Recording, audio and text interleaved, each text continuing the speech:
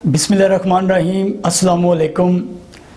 हुब्बे अहले वतन रखने वालों, हिजरत का वो ज़माना याद करो, कैसे ये मिली आज़ादी हमें, वो दिन वो ज़माना याद करो।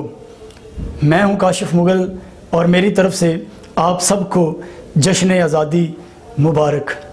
अल्लाह ताला के फ़ज़ल व करम, क़ायद आज़म मोहम्मद अली जिन्ना और अल्लामा इकबाल की काविशों से हासिल किया हुआ ये वतन हमारे आबाओ अजदाद की कुर्बानियों का समर है।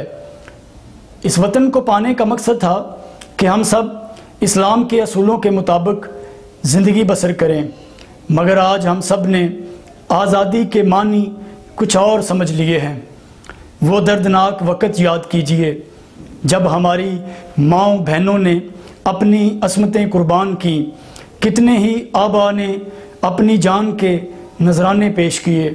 आज शुक्राने के नवाफिल अदा कीजिए, अल्लाह ताला का शुक्र अदा कीजिए कि हम सब एक आज़ाद माहौल में सांसें ले रहे हैं। इस 14 अगस्त पर अज़्म कीजिए, पाकिस्तान की हिफाजत, इस्लाम की हिफाजत, नबी पाक सल्लल्लाहु अलैहि वसल्लम की सुन्नत और कुरान की तालीमात के मुताबिक खुद को ढालेंगे, पाकिस्तान की फलाह व बहबूद के लिए काम करेंगे।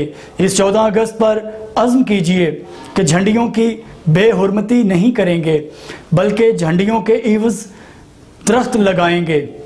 वन व्हीलिंग करके खुद को, इस पाक वतन को ख़तरे में नहीं डालेंगे।